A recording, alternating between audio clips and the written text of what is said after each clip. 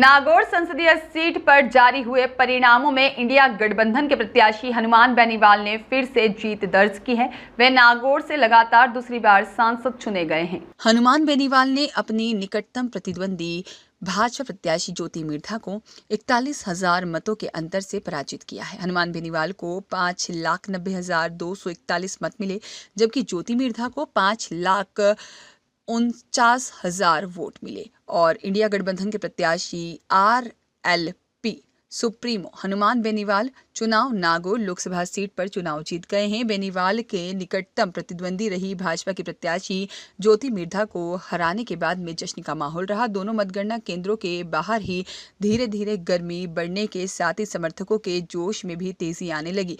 जैसे जैसे परिणामों का रुझान आने लगा, प्रत्याशियों की समर्थकों में उत्साह भी बढ़ने लगा। लोकसभा चुनाव 2024 के लिए 7 चरणों में हुए मतदान के बाद 4 जून को मतगणना हुई। इसके बाद में नागौर लोकसभा सीट पर शुरुआती रुझानों के साथ ही हनुमान बेनीवाल बढ़ते चले गए और नागौर लोकसभा क्षेत्र के 8 विधानसभा क्षेत्र में से नागौर, खिवंसर, जायल और लाडन विधानसभा क्षेत्र की मतगणना BR मिर्धा कॉलेज में, जबकि मकराना, परबतसर और नावा डिंडवाना क्षेत्र की मतगणना महिला महाविद्यालय में हुई। कुल 22 राउंड में मतगणना हुई। मतगणना सुबह 8 बजे शुरू हुई और पहले डाक मतपत्रों की गिनती की गई। उसके बाद EVM के वोटों की गिनती शुरू हुई। 2024 के चुनाव में नागौर लोकसभा सीट पर 57.60% मतदान हुआ और यह मतदान 2019 में हुए मतदान में 4.88% कम रहा और 2019 में नागौर में 62.48% मतदान हुआ था और राष्ट्रीय लोकतांत्रिक पार्टी के संयोजक हनुमान बेनीवाल के कारण नागौर लोकसभा सीट कांग्रेस और बीजेपी दोनों के दलों के लिए सिरदर्द बनी रही। पिछले चुनाव 2019 में भाजपा ने बेनीवाल की पार्टी RLP के साथ गठबंधन किया, तो इस बार कांग्रेस ने गठबंधन कर लिया। नागौर में इस बार कांग्रेस और बीजेपी सीधे टक्कर में थे और भाजपा ने कांग्रेस से आने वाली डॉक्टर ज्योति मिर्धा पर भरोसा जताया, तो कांग्रेस ने RLP सुप्रीमो हनुमान बेनीवाल के साथ गठबंधन किया, जिन्होंने ज्योति मिर्धा को पूर्व में 2 बार हराया है। और हनुमान बेनीवाल ने कहा कि राजस्थान की जनता ने पूरे देश को एक संदेश दिया है कि जो सत्ता अहंकारी और घमंडी होगी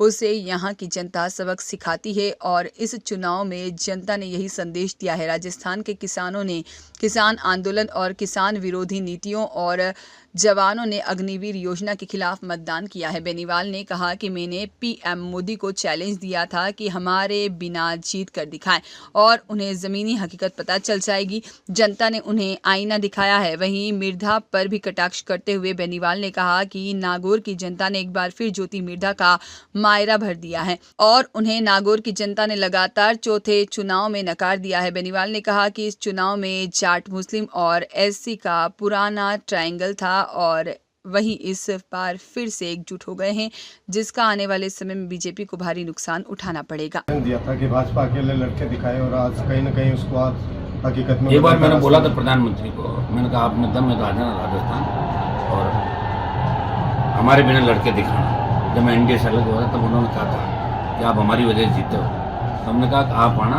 और इस बार अपनी जो आप कह रहे थे कि वे हैट्रिक पूरी करेंगे वो करके दिखाना। वो हैट्रिक हमें पूरी नहीं करने देंगे। निश्चित रूप से राष्ट्रीय लोकतांत्रिक पार्टी के जवानों ने पूरी ताकत लगाई कांग्रेस पार्टी को जिताने में और कांग्रेस के कार्यकर्ताओं ने, नेताओं ने नागौर के अंदर मुझे जिताने के लिए पूरा दमखम लगाया और उसी का परिणाम है कि ज्योति मिर्धा जो धनबल के साथ जिसने यहाँ 100 करोड़ से ज़्यादा रुपया खर्च किया हुआ है चुनाव के अंदर, हमने तो देखा हर जगह, और जिस तरह थैले भर भर के आ रहे थे, कोई उनको चेक नहीं कर रहा था, कोई पकड़ नहीं रहा था।